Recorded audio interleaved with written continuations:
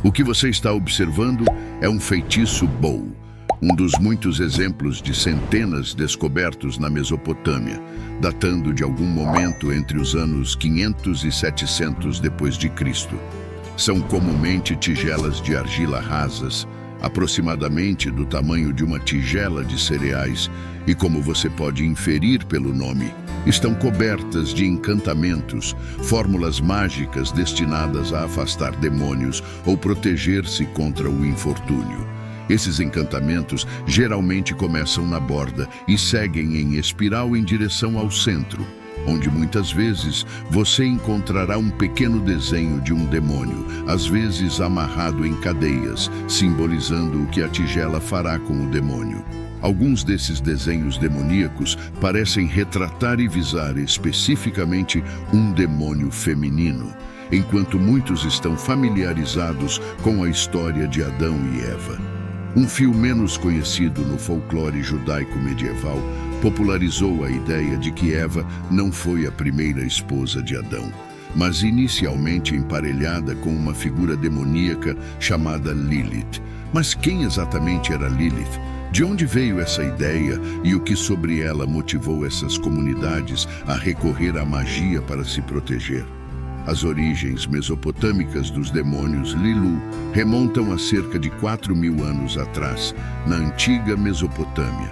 O próprio nome Lilith provavelmente deriva da palavra samaritana Leiu, frequentemente traduzida como vento ou espírito, e das palavras acadianas Lelu e Litu, que representavam uma classe de demônios masculinos e femininos, respectivamente. Embora pouco se saiba sobre como esses seres eram compreendidos na antiga Mesopotâmia, antigos textos acadianos sugerem suas características. Nessas escrituras, esses demônios afligem pessoas do sexo oposto, Lelu atacando mulheres e Litu atacando homens. Por exemplo, um texto médico atribui sintomas semelhantes a convulsões a Lelu e Litu. Primeiro, descreve os sintomas. Quando um estado de confusão vem sobre a pessoa, ela rola os olhos para cima e sangue escorre do nariz. Em seguida, o texto oferece uma explicação para os sintomas, indicando que esses demônios estão causando o problema. Outro texto culpa os demônios por febres que afligem alguém, descrevendo como a pessoa continua a gritar por dentro de si mesma, abre e fecha os olhos, tem febre nas extremidades dos dedos e os dedos dos pés ficam frios. Se alguém tentar falar com a pessoa, ela não responde, atribuindo os sintomas à influência de Lelu. Outros textos antigos da Mesopotâmia sugerem que os demônios de Lelu eram acreditados ser os espíritos infelizes dos rapazes e mulheres que morreram prematuramente, condenados a vagar pela terra insatisfeitos. Esses textos se concentram especialmente nas jovens mulheres que morreram antes de ter relações sexuais ou antes de ter filhos, assombrando os jovens neste estado de limbo. Um texto descreve como um demônio desliza pela janela de um homem, representando uma jovem nunca desposada, uma jovem casada que nunca foi mãe, cuja roupa foi alfinetada por um homem bom nunca solto. A figura mencionada aqui, ou donzela Lili, aparentemente era um tipo de espírito errante infeliz associado à negatividade sexual. A referência à figura demoníaca entrando pela janela de um homem sugere que eram considerados um tipo de súcubo, um demônio feminino que seduz e prende homens enquanto dormem. A estudiosa Alice Z argumenta que esses demônios eram personificações demoníacas da inveja sexual, fantasmas infelizes de pessoas que nunca experimentaram satisfação sexual enquanto vivas. Assim, segue-se que a estratégia ritual para lidar com esses espíritos envolvia realizar rituais simbólicos de casamento, fazendo estatuetas de um homem e uma mulher Lilith demônio, e em seguida, realizando um casamento entre as duas estatuetas. O objetivo deste ritual era fazer com que os dois demônios perdessem o interesse em suas vítimas humanas. No passado, estudiosos argumentaram que o chamado relevo babilônico, representando uma figura divina feminina, na verdade, retratava a Itu. No entanto, A maioria agora acredita que provavelmente seja Ishtar ou alguma outra deusa, uma vez que estamos falando sobre um tipo ou categoria de demônio e não uma entidade nomeada Lilith. Isso se aplica à maior parte da história. Apenas nas tradições judaicas posteriores, Lilith começa a se destacar como uma personagem distinta com sua própria narrativa. Mas mesmo nesta fase inicial, os demônios da Mesopotâmia, chamados Lel, parecem ter influenciado o desenvolvimento posterior da singular figura Lilith. Um poema épico chamado Gilgamesh e a árvore Hupu, datando de cerca de 2000 a.C., parecem fazer referência a um demônio feminino chamado Lel, embora estudiosos contestem a tradução exata. O mais amplamente aceito é que Lilith foi inspirada na deusa mesopotâmica demoníaca Lashu, conhecida por atacar bebês e mulheres durante o parto. Arqueólogos descobriram dezenas de amuletos da antiga Mesopotâmia projetados para proteger as pessoas de Lashu.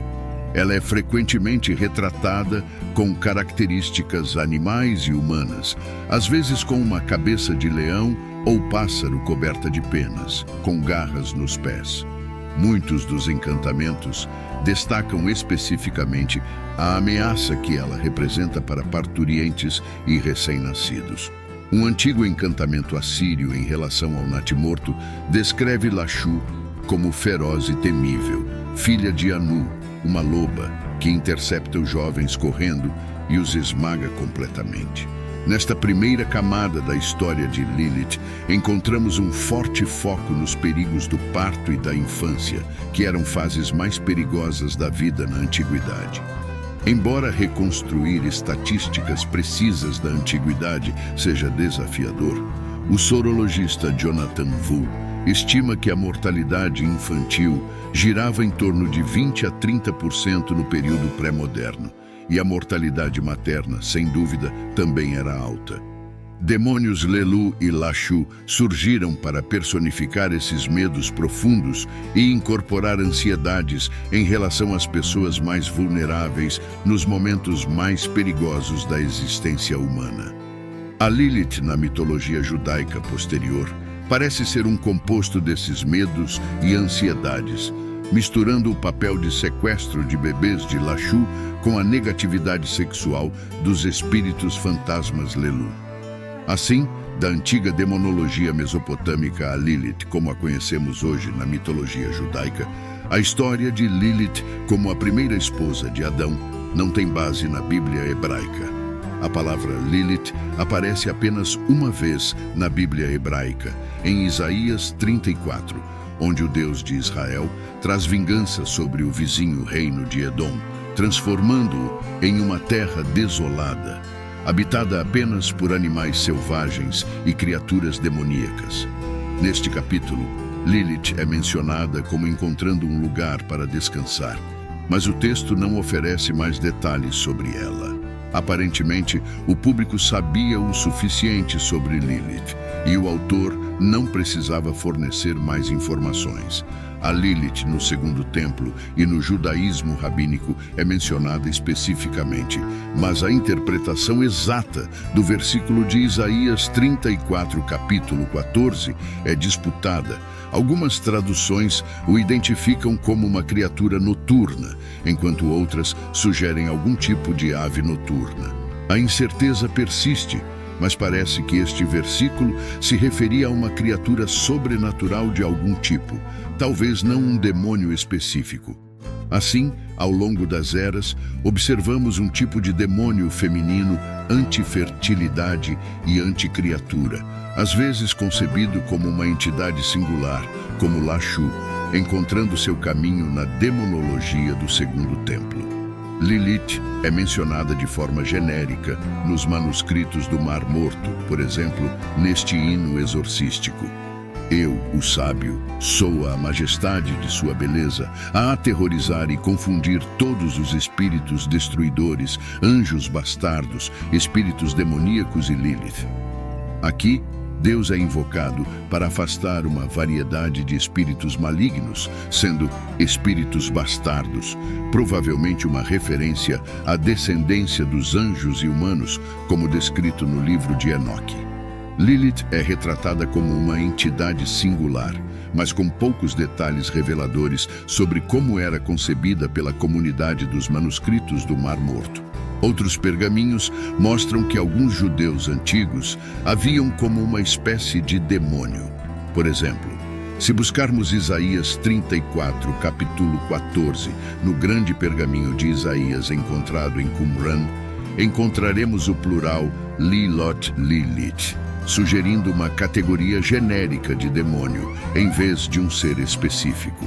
Nos primeiros séculos do judaísmo rabínico, o Talmud babilônico menciona Lilith como uma fêmea demoníaca humanoides, com asas e cabelos longos. Um rabino até propôs que as pessoas evitassem dormir sozinhas à noite, advertindo que quem dormisse sozinho seria agarrado por Lilith. Ela não era apenas uma preocupação para os rabinos. Comunidades judaicas na Mesopotâmia reconheciam-na como uma inimiga demoníaca na vida cotidiana, levando-os a desenvolver rituais e estratégias para combatê-la. Muitos desses rituais envolviam encantamentos, como as taças de encantamento, compostas principalmente em aramaico judaico-babilônico. Essas taças eram usadas para lutar contra Lilith e muitas vezes continham fórmulas simbólicas de divórcio, onde o praticante se divorciava de Lilith. De um encantamento específico, aprendemos que Lilith é mencionada genericamente como uma espécie de demônio e não uma figura específica. Embora haja incerteza sobre o papel exato de Lilith, desde a antiga Mesopotâmia até o judaísmo rabínico, a crença em figuras demoníacas conhecidas por prejudicar bebês ou vitimizar sexualmente pessoas persiste. No entanto, a ideia de que Lilith era a primeira esposa de Adão está ausente dessas evidências e surge apenas em mitos posteriores, como o Alfabeto de Ben Sara, um texto judaico datado entre o século VIII e o ano 1000. O relato expande a narrativa do Jardim do Éden, encontrada em Gênesis. Nele, Deus cria Lilith do pó da terra, assim como criou Adão.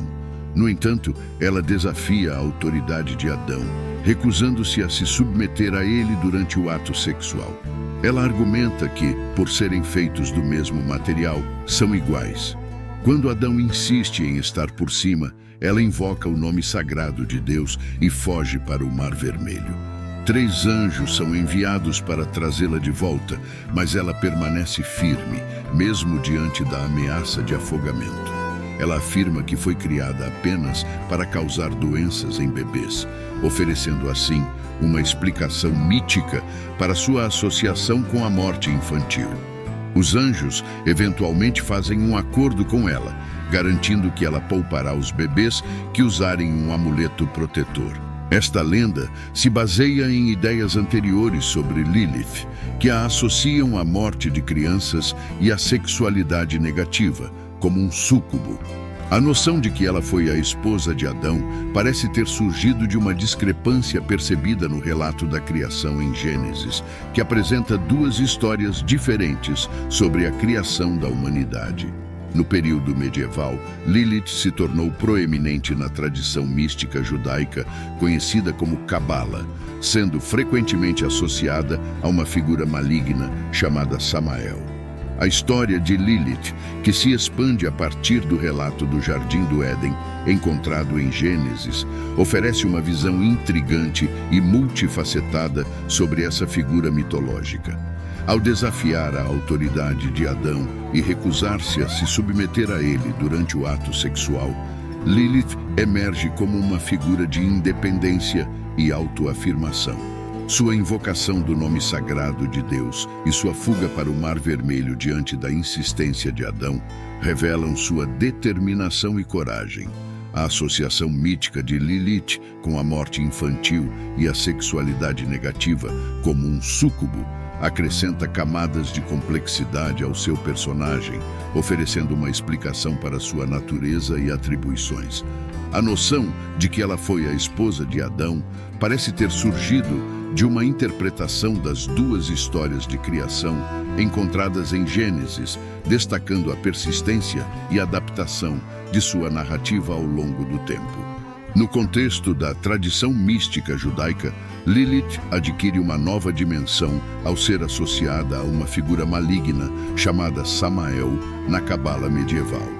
Essa evolução da lenda de Lilith reflete não apenas a complexidade da mitologia judaica, mas também sua capacidade de se adaptar e ressoar com diferentes épocas e tradições religiosas.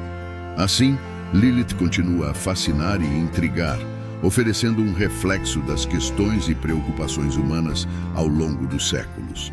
Agradeço a todos que dedicaram seu tempo para assistir ao vídeo. Espero que tenham encontrado a discussão sobre Lilith interessante e enriquecedora. Se você gostou do conteúdo e deseja explorar mais narrativas divinas e mitológicas, convido você a se inscrever no canal Narrativas Divinas. Lá, você encontrará uma variedade de vídeos fascinantes sobre mitos, lendas e histórias religiosas de diversas culturas ao redor do mundo.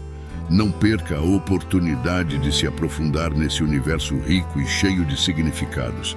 Espero vê-los lá.